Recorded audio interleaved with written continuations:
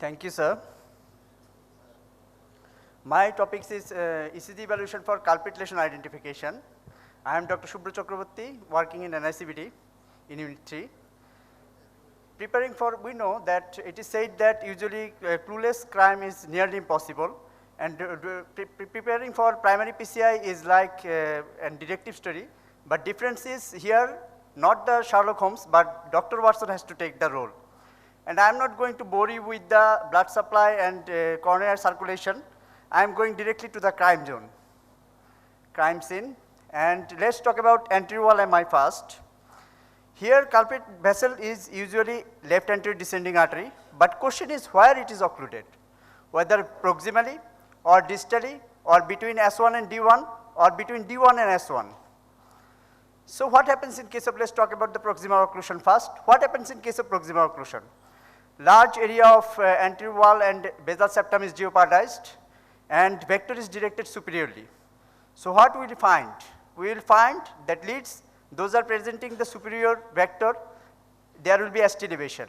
It will be ST elevation in the RBV pattern along with the ST elevation in the V1 and ST elevation in the AVR, and there will be ST depression in the inferior leads. Next, talk what happens in case of distal occlusion, distal to D1 and S1. Their situation is really opposite. There you will find ST depression in the AVR and also ST will be isoelectric or elevated in the inferior leads. Sometimes we get confused, we get in 15% of the patients we get an inferior MI along with the anterior MI. Here culprit vessel can be a large wraparound LED, type 4 LED or a proximal prominent dominant RC occlusion. So clues are, if you get ST division in 3 more than 2 or ST division, we have to look to the V1, V2, V3. If ST division is greater in V1 than V3, then proximal RCA should be blamed. And if ST division is greater in V3 than V1, then wraparound around LED should be blamed. And situation, what happens in case of occlusion in between the proximal to S1 and proximal to D1. We know that septal 1 is responsible to supply the septal area and D1 the lateral areas. So in case of septal occlusion, you will find ST depression in V5, V6 and AVL. And in case of D1 occlusion, you will find ST depression in the AVL and lead 1 along with ST depression more than 1 millimeter in the inferior leads. So this is a simple presentation. Actually what I have told you all about this is the algorithm. Now the second case, acute inferior MI. Here situation is little bit complex. Here occlusion can 80% cases RCA or dominant LCX or wraparound allowed LED. We have to find between these 3 criminals. Who one is culprit, RCA or LCX? We know RCA is responsible for more medial, vector is more medially, and in case of LCX it is more laterally. So we have to look at the lead 1. If there is ST depression in the lead 1, then RCA should be blamed, and if there is isoelectric or elevated in the, then LCX should be blamed. So this is what, and these are the clues. RCA occlusion causes lead 3 in the ST depression in the lead 3 is more than 2, and there will be ST depression in the AVL and L1, and it will be more than 1 millimeter. And there may be also some signs of RBI occlusion. Next question is whether RCA proximal or distal. If there is signs of RB occlusion, then it is definitely proximal. Whether RCA is dominant or non-dominant. If there is RCA is dominant, then we can find ST elevation in the V5, V6 in those areas. And there may be association of the posterior MI and also PR prolongation. We know that AV node supplies around in case of 90% of the cases by the RCA.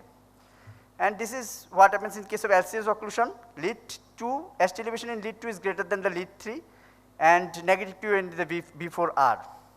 So this is the algorithm. I have made it simple a little bit for that reason.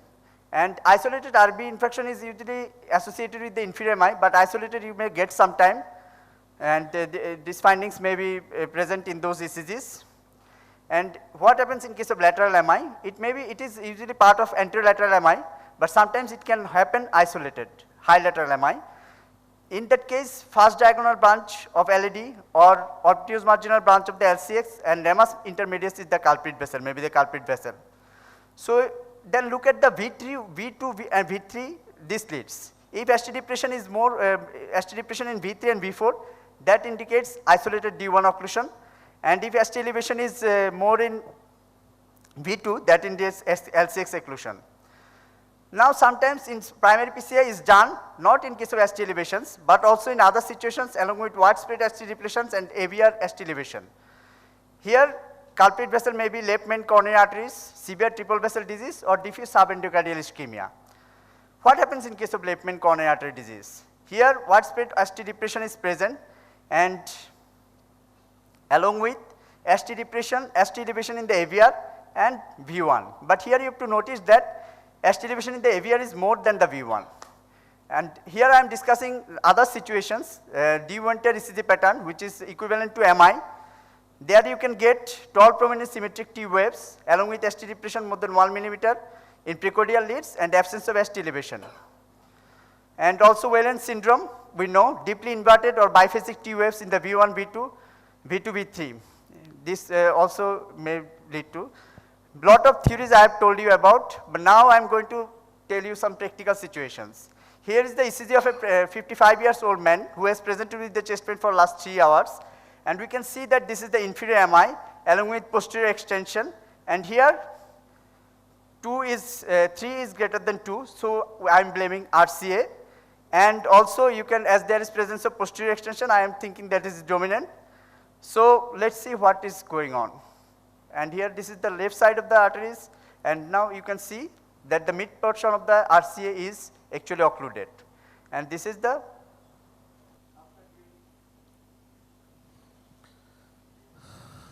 No, thank you. And this is the another case scenario, Mr. B, who 45 years old gentleman got admitted with the chest pain for 3 hours, and here you can see that anterior MI is present. And also you can see there is a non-dominant RC which distally occluded, but culprit is left anterior descending artery in the mid portion.